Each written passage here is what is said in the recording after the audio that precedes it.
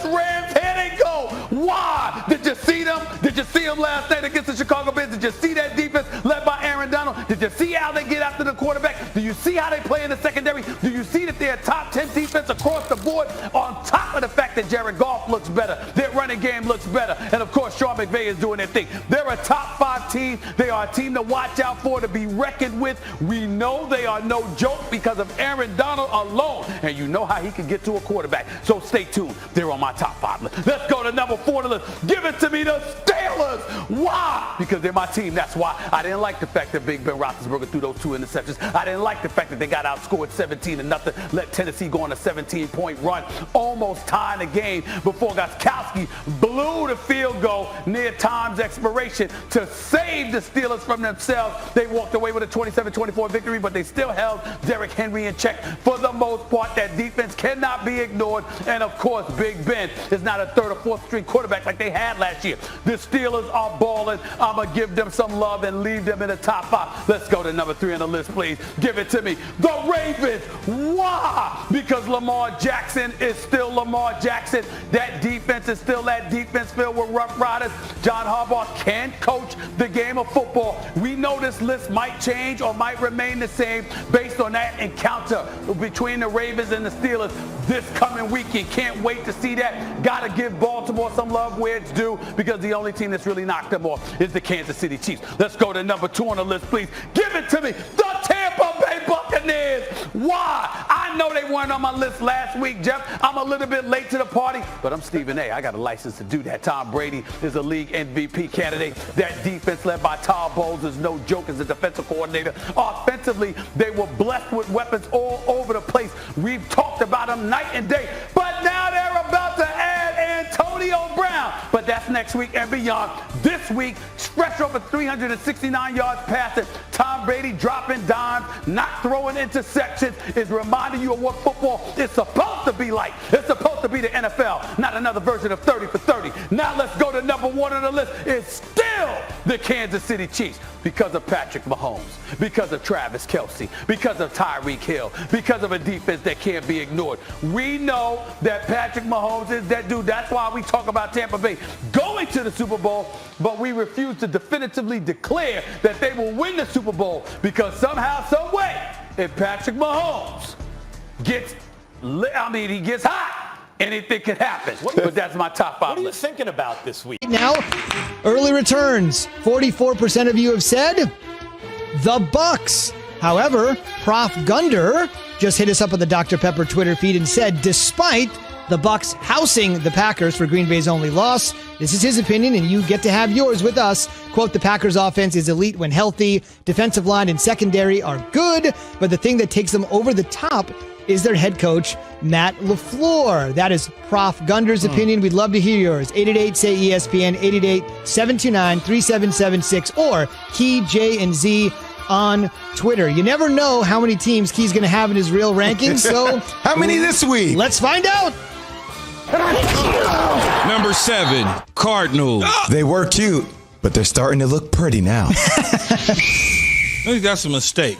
No, it's not a mistake. The Arizona Cardinals, I would have never thought in my lifetime would ever be in one of my rankings. But here we go. You know, Kyler Murray and Cliff Kingsbury are certainly getting the attention of the NFC West. Although Kenyon Drake is banged up right now and will be out several weeks, so that could hamper their offensive style and running the ball. But the guy in Kyler Murray is just fantastic within this offense. He's dynamic. He does some things that I haven't seen done in a long time with a guy of his size. Being able to deliver the football in sync to DeAndre Hopkins, a huge weapon for them. And their defense played okay. They got to shore up some things on the defensive side of the ball because Seattle this past weekend somewhat had its way with them from a defensive standpoint. But you got to give it credit. Arizona's playing well. I take nothing away from them. Let's go, Mighty Mouse. Number 6, Ravens. Big trust. Whoa, whoa. You know, the Ravens, you say, well, they were sitting at the 5 spot last week. They just slightly dipped down to the 6 spot. I just, you know, watching them, I don't really know what they are offensively. I gotta see it. I gotta keep seeing them because they haven't been able to just wow me from an offensive standpoint outside of Lamar Jackson. I want to see what they do when it really comes down to coming from behind and throwing the football. They're still in the mix, though. Number 5, Seattle. Mr. Unlimited. Well, Seattle was the number 1 team last week on my rankings. They dropped to number 5, which, people would say, well, how can they go down that far? Because the other teams are better than them right now, from my eyes. Based on the fact that you allowed Arizona to do what they did to come back when you know what this dude, Kyler Murray, is capable of doing to you, and Russell Wilson, turn the ball over a couple times, doesn't mean that they won't be back at number 1 at some point throughout the rest of the season. But as of right now, they moved from 1 down to 5 with 4 other teams moving in front of them. Number 4, Green Bay. RELAX. Relax. Well, I am relaxed. They were number 7 last week. Now they move all the way to the 4 spot because once Devontae Adams got healthy, much like that young man said who tweeted at us, that offense is pretty lethal. When he's on board and he's healthy and ready to go, it just adds a different dimension to what Aaron Rodgers is capable of doing on the offensive side of the ball. So they moved from 7 to 4. Their defense could get better throughout the course of the year, and I think that they will get better. This is one of those top 3 teams in the NFC that we'll be talking about come late December.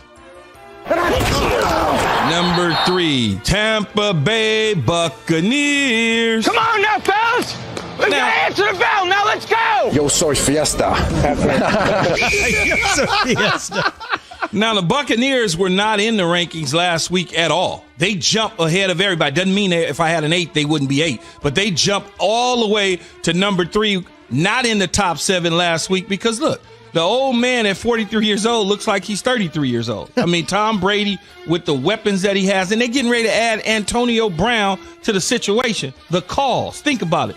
They're getting ready to add something that everybody else, for the most part, wanted in the NFL. Seattle wanted him so bad that Tampa Bay jumped in front to get the deal done. He's going to add an extra element to this team. We'll see them late in December in the NFC as well. Number 2, Pittsburgh. The last game was the last game. This one was just. Pittsburgh Steelers are undefeated, right? They should be probably the number 1 team, but they're not. There's something there that says to me they're going to see the Kansas City Chiefs in the AFC Championship game if it lines up correctly.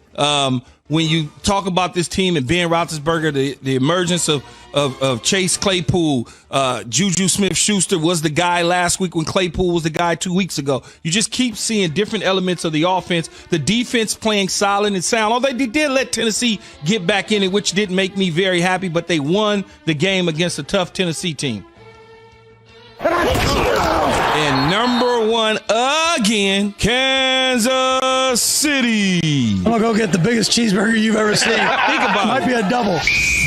Think about it. The Chiefs. They take care of business. They went out and got Le'Veon Bell. Le'Veon Bell had the longest run of his career last week, it seemed like. When he touched the ball, he was there. You could just see a different type of football team and a different football player. Now, the Denver Broncos, they beat the New England Patriots, so everybody was like, oh, okay. They did that sort of thing, but Kansas City was a bit too much for them, and Kansas City is the class act of the AFC. They are. There's nothing you can say about where is their weakness? It's hard to find one. Was it 2 weeks ago, Zubin, that he had Kansas City out of the top 5, and both you and I were kind of flabbergasted? And then I know last week you had Kansas City number 3, right, and you had Pittsburgh number 2. So was it the way Ben Roethlisberger threw for 3 picks in the second half against the Titans that kind of didn't give you the confidence to boast them up to the number 1 spot? It's more about the way they played Tennessee, letting them back into the game. When they had Tennessee on the hook, you had them on the hook, you just blow them out and push them away. They almost lost that game. And so when you look at it from that standpoint, you got to say, well, they still there, but they're not quite Kansas City. And then when you look at Tennessee ain't even in my top 7. Yeah. They might be 8 because for whatever reason, Mike Tomlin and the Pittsburgh Steelers let Tennessee back in that game. They let them back in it. And so Tennessee, to me, should have been a 50-pack hung on them. And it wasn't. So I don't know if Tennessee, I know they run the ball well, Tannehill, A.J. Brown, the defense is solid. But are they better than Kansas City? Are they better than Pittsburgh? Are they better than Baltimore in the AFC? Are they better than those teams? Are they better when you look at the NFC? Are they better than Arizona? Are they better than Seattle? Are they better than Green Bay? Are they better than the Saints? I don't know. We'll have your thoughts on the best team in the NFC. That's our poll question this morning in just 1 second when we go to the phone lines. But one notable omission was the Rams at 5-2, winning on Monday Night Football tonight. You also mentioned Tennessee out of your top 7. Are the Rams close? I think both of those teams are close. The Rams are close, but I need to see. I need to see a signature win, right? I don't think that the Chicago win last night was a signature win. Right. Well, a signature win would be beating Seattle. They got thumped last week against San Francisco. Come on. They got thumped. And so when you look at that, like, what's the next team on their schedule that would be a signature win? That's the key to me when I start looking at the Rams. Well, it's their first win against a team with a winning record. So that and in Chicago, is it Chicago? Exactly. It's Chicago. I understand it's a winning record, but is the record like? Is the record real? No, the record's a false front. We've been saying that for a while, right? It's like real? an average golfer who hits a great shot and you walk up to the green and you're like, oh, that thing's on there. And then the thing's 20 yards off the green. It didn't even get up there. You're like, what happened? I don't know nothing about that's what the Bears are. Let's be honest. I don't know nothing about golf and the back nine and all that other stuff. Zubin, the back nine. I love it. Zubin got the reference. Indeed. Yes, I did. Jay's a big golfer, obviously. 4 minutes away from Super Bowl champion Jeff Saturday. We'll ask him a little bit about what he thought about the Bears on Monday night, in addition to what's going on with OBJ and the Cowboys all on the way. But first, we've been asking you again all morning, best team in the NFC. Simple question, 888-SAY-ESPN. Hit us up on Twitter, KeyJNZ. Kyle in Raleigh, you're on ESPN Radio. Fire away. Hey, good morning, guys. How you all doing? What up? What's up, Raleigh, North Carolina? Stand up. That's right, Jay Will. Hey, I think, honestly, the best team in the NFC is the Seahawks. I know their record doesn't really stand out with the teams they've played. Their defense is no longer the Legion of Boom, but man, they've got a Legion of Zoom, right? With DK Metcalf, with Tyler Lockett, Russell Wilson just cooking like nobody's business. I mean, they screwed up against the Cardinals, don't get me wrong, but I honestly, as much as they have struggled on defense, their offense is just lights out, and I think that's going to carry them pretty far going forward.